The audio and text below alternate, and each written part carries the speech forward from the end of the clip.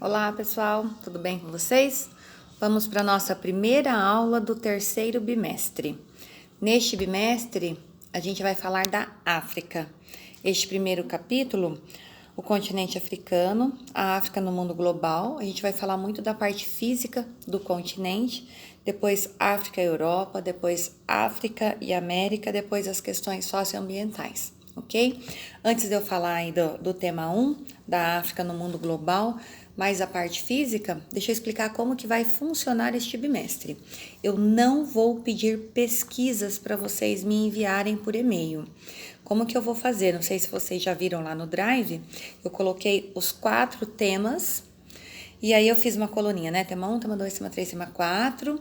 Eu coloquei assim, o link da aula estará disponível dia tal. E na coluninha ao lado, atividades avaliativas. Então, a cada 15 dias, eu posto, que nem hoje o tema 1, depois cada 15 dias o tema 2, tema 3, tema 4.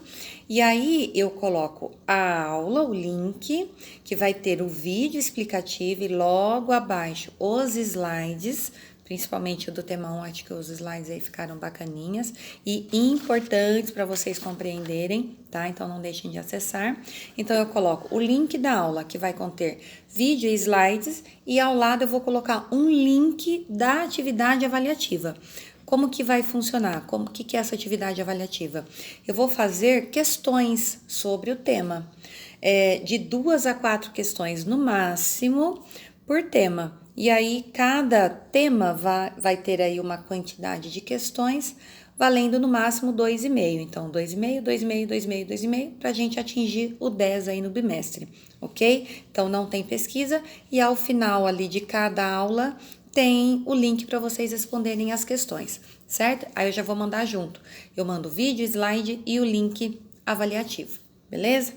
Então, o que nós vamos falar agora aqui, o continente africano, a África no mundo global. Quando a gente fala de África, o que você sabe sobre a África? Quando a gente fala assim, ó, pare e pense sobre a África, vai anotando aí, vamos fazer uma chuva de ideias. O que a gente sabe sobre a África, né? O que muitos aí, às vezes confundem, né? É um país ou um continente? É um espaço rural ou urbanizado? Selvagem, civilizado, pobre ou rico? Como que os filmes, né, os desenhos animados, como que mostram a África, né? Então, assim, que imagem que a gente já tem ali da África, né? Qual o estereótipo que a gente já criou na nossa cabeça do continente africano? Será que o que eu penso sobre a África é o real? Será que o que você pensa sobre a África? E é isso que nós vamos aí trabalhar um pouquinho mais, né? Nesse decorrer do bimestre, não apenas nesse capítulo. Uma das coisas que a gente tem que entender sobre o continente africano é um continente, certo? Um continente com 54 países, depois aí da última divisão do que houve no continente, que era o país Sudão, ele foi dividido, né? Nasceu aí Sudão do Sul, então hoje tem 54 países. E para a gente falar da parte física da África, o que eu quero que vocês entendam? A África é o único continente que se eu pegasse ele como um papel, e dobrasse ele ao meio, se fosse um papel que tivesse aí meio fresco com tinta, a hora que eu abrisse o meu papel, as tintas iriam ficar bem similares. Como assim? No extremo pontinho aqui do meu papel, vamos por vermelho, aqui vermelho, aqui embaixo. Amarelinho aqui, verdinho aqui, verdinho aqui. Tem uma similaridade muito grande. Por quê? Né? Se eu dobrar o continente africano ao meio, eu vou encontrar as similaridades aí nesse encontro. Por quê? O continente africano é o único continente que está presente nos 4 hemisférios. Ele é cortado pela linha do Equador, ele é cortado pelo meridiano de Greenwich, ele é cortado pelo trópico de Câncer, cortado pelo trópico de Capricórnio. É o único aí que, então, está localizado nos 4 hemisférios. Automaticamente faz com que ele tenha condições similares, desde da linha do Equador, como se eu estivesse dobrando ele ao meio, até as extremidades. Então, a vegetação que está no extremo sul é a mesma vegetação que está no extremo norte. A vegetação que está um pouco mais ao norte do extremo sul é a mesma vegetação que está um pouco mais ao sul do extremo norte. E assim sucessivamente. É muito similar o continente pelo fato dessa localização, dessa disposição do continente como um todo. Outra coisa que a gente tem que observar quando a gente vai analisar aí o mapa mundi, por exemplo, é que o continente africano ele está cercado de água por todos os lados, né? Ele não era cercado de água por todos os lados, ele era ali junto ali com o continente asiático por um istmo. O que é um istmo? Um braço estreito de terra. Só que aí veio o homem, foi lá e quebrou esse braço estreito de terra e criou o canal de Suez, né? Que aí permite encurtar as distâncias, por exemplo, da Ásia, da China, vamos dizer assim, da China, passa pelo Mar Vermelho, Mar Mediterrâneo e chega na Europa. Então, o canal de Suez, ele é extremamente estratégico para o continente, né? Para encurtar aí as distâncias da Ásia com a Europa, e quem acaba ganhando pelo fato de estar localizado no Egito, o canal de Suez, então ele acaba gerando, porque tem o seu pedágio ali, né, para passar pelo canal, uma grana bem legal ali para o Egito. Outra coisa que a gente tem que observar são os mapas, quando eu vou, tá tudo no slide, tá? Os mapas, eu coloquei 2 mapas, pra gente entender isso que eu falei para vocês, sabe? Aqui na linha do Equador, extremo sul, extremo norte são iguais. Coloquei 2 mapas, o mapa climático e o mapa da vegetação. Se vocês olharem, os desenhos assim, qual clima, qual vegetação, eles são muito parecidos por conta dessa localização do continente, de estar aí bem no meio aí da linha do Equador, meridiano de Greenwich. Então ele tem as mesmas condições climáticas e vegetacionais, tanto no extremo norte quanto no extremo sul. Então, para vocês observarem. Outra coisa que a gente tem que relacionar, né? Biomas. Outra coisa, então, que a gente tem que observar são os biomas africanos, né? Que é um conjunto aí de ecossistemas parecidos, né? Biomas. Quando a gente olha o mapa dos climas da vegetação, quando a gente compara, né? Bioma com hidrografia, com clima, que relação que a gente consegue enxergar aí? Que similaridade que a gente consegue enxergar, né? E aí, mais uma vez, vai de novo explicar aquilo que eu falei para vocês, né? Que o continente ele se torna muito similar, tanto a parte que cabe ao hemisfério sul e a parte que cabe ao hemisfério norte. Por quê? Aonde as vegetações elas vão se desenvolver conforme o clima, né? E aí, se naquele lugar chove mais, né, vai ter mais vegetações. Automaticamente, a vegetação interfere no clima. Um item está relacionado ao outro. E vice-versa. Se eu estou num lugar que não chove, não tem vegetação, como que é o clima? Vamos pensar lá no Saara, maior deserto do mundo, né? Como que é lá? Chove lá? Tem vegetação? Como que é o clima? Desértico, né? Então, quando a gente para e pensa na floresta do Congo, que é uma floresta tropical. Quando a gente olha no mapa mundi, ela está na mesma linha latitudinal que a Amazônia. Então, assim, são as mesmas condições climáticas, está na mesma linha latitudinal. Latitude definem os climas, tá? Então, assim, a floresta do Congo africana, ela é muito similar com a Amazônia, né? Vai diversificar aí em termos de animais, mas vegetação é muito, muito similar. Quando a gente está ali na altura da linha do Equador, o que acontece ali na África e na Amazônia? chove muito. O que acontece com a vegetação? Ela aparece, ela surge, vegetação tropical. O que acontece com o clima? Um clima equatorial úmido, né? É quente e úmido ao mesmo tempo, equatorial, certo? Então, assim, tem várias análises para a gente fazer do continente africano, por conta dessa localização aí bem, assim, muito bem distribuída entre os 4 continentes, certo? Então, a parte do hemisfério norte é muito similar com a parte do hemisfério sul. Deserto do Saara, deserto do Kalahari, no meio, floresta do Congo. Então, assim, a gente tem uma similaridade na divisa aí do continente africano, ok? Nos slides eu coloco também imagens de satélites para vocês entenderem, que eu acho que a visão do satélite é bem interessante com relação a onde tem vegetação, aonde que tem os desertos. Então, ao norte o deserto do Saara, ao sul o do Kalahari, né? No centro a floresta tropical. Então, vegetações mediterrâneas, clima mediterrâneos, né? Mais fresquinho, próximo do mar. E aí, antes da gente falar um pouquinho, ainda seguindo na parte física, o que vocês têm que entender? Quando a gente pega o mapa político da África, hoje, o que é o mapa político? A divisão dos países, 54 países, certo? Tem um mapa que cai no Enem que chama divisão étnica, que eu coloquei nos slides para vocês. Parece que ele é todo rabiscado.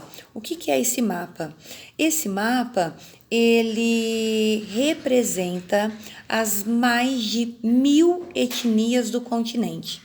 E aí, o que o colonizador, quem foi o colonizador do continente africano? Os europeus, certo? O que o colonizador fez? Ele partilhou de acordo com o seu interesse. Então, ele passou uma fronteira ali, um limite, daqui para cá é o Egito, daqui para cá é o Sudão, e ele foi dividindo de acordo com o seu interesse. Só que nessas divisões, aí surgindo os países, o que aconteceu? Não se respeitou as etnias. E aí, o que rola até hoje? Por exemplo, uma etnia igual. Lembra que a gente já fala, isso é matéria do 2º ano, né, do ano passado, etnias são culturas parecidas, certo? Então, eu sou de uma etnia e eu fui separada, dividida do meu igual.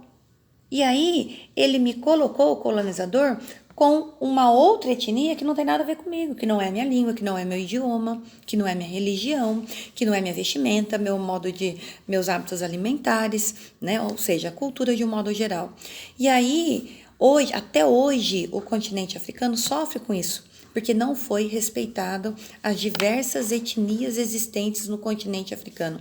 Para vocês terem uma ideia, no continente africano, 54 países têm mais de 1000 dialetos, né? Automaticamente, mais de 1000 etnias. Antes do colonizador chegar, o que acontecia? Como que era? Eram países? Não, eram tribos. Eram tribos que não foram respeitadas pelo colonizador. E aí, hoje, acaba gerando o quê? O choque de civilizações que a gente já falou aí anteriormente, certo? Nos capítulos anteriores.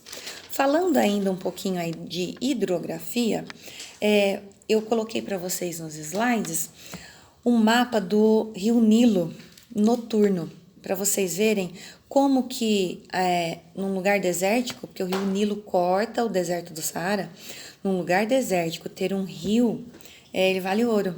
E como que as civilizações surgem em torno do Rio Nilo, né? E o Rio Nilo, ele tem uma peculiaridade. A foz do Rio Nilo, né, que deságua no mar Mediterrâneo, a foz do Nilo, ela é chamada de foz delta do Nilo. O que é delta? Todo rio, né, caminha e deságua ou no outro rio, ou no mar e assim por diante. A foz se deságua nessa foz, que é o deságue num outro rio, se for num braço só, é chamado de rio de estuário. Ou seja, estava no seu curso, desaguou no oceano, num braço só de água, um estuário. O rio Nilo, não. Antes dele desaguar lá no mar Mediterrâneo, ele vai abrindo vários braços, vários braços. E aí, num lugar que é desértico, isso vale ouro. Entre esses braços, cidades foram surgindo, cidades. Então, assim, tem uma imagem noturna do rio Nilo que vale muito a pena, que dá para ver o curso do Nilo, o entorno do curso do Nilo, né, a civilização em torno, e principalmente no delta do Nilo, que é onde ele deságua, por conta desses braços. Falando então ainda da hidrografia, eu também coloquei nos slides a localização do canal de Suez, já falei aí, no Egito, que liga o mar Vermelho ao mar Mediterrâneo e chega ali na Europa. Então, assim, muito estratégica a localização do canal de Suez e traz grana ali para o país Egito.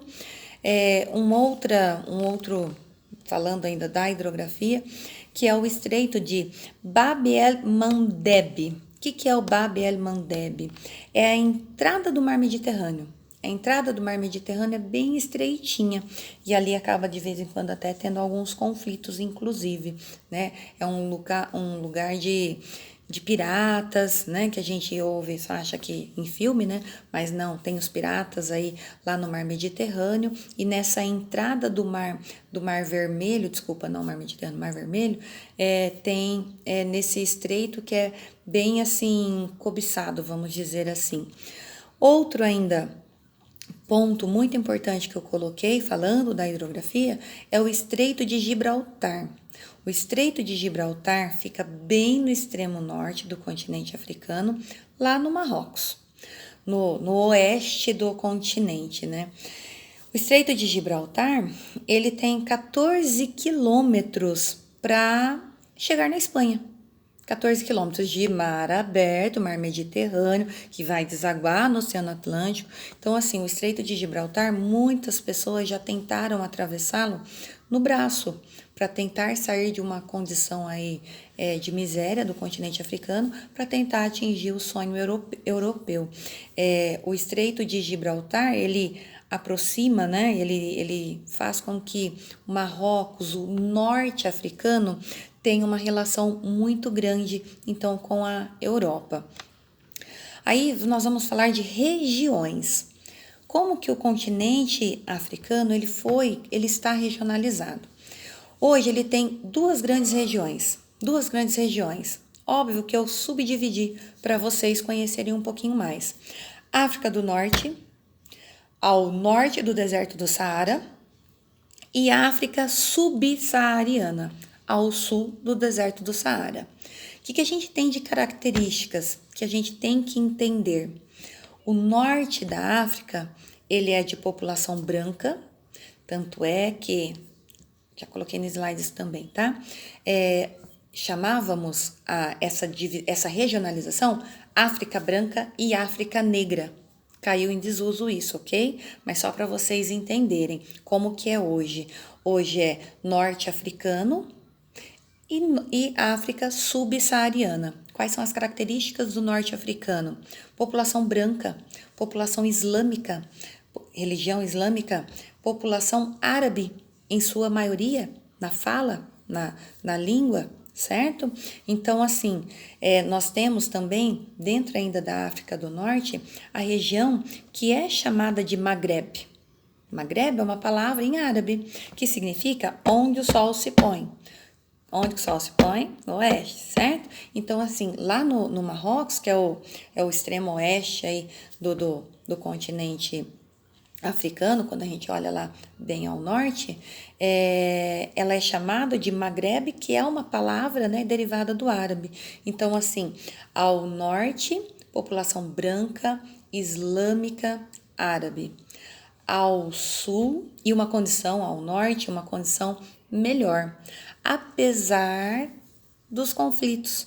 Lembra quando que eu citei da Primavera Árabe nas aulas passadas, né? Que teve muitos conflitos naquela região por conta dos ditadores. Mas hoje já novamente, querendo ou não, apesar dos conflitos, ainda o norte se destaca economicamente. ok? Egito, pirâmides do Egito, turismo, canal de Suez, Rio Nilo. Então, assim, tem uma riqueza considerável o norte africano, ok?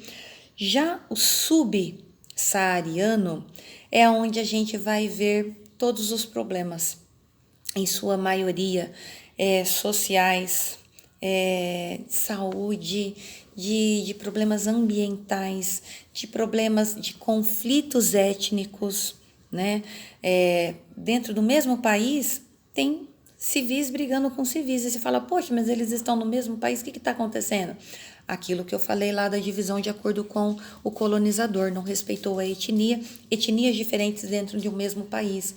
Então, o subsaariano tem uma condição inferior da África do Norte, da África que era conhecida como África branca, ok? Que não pode mais falar assim.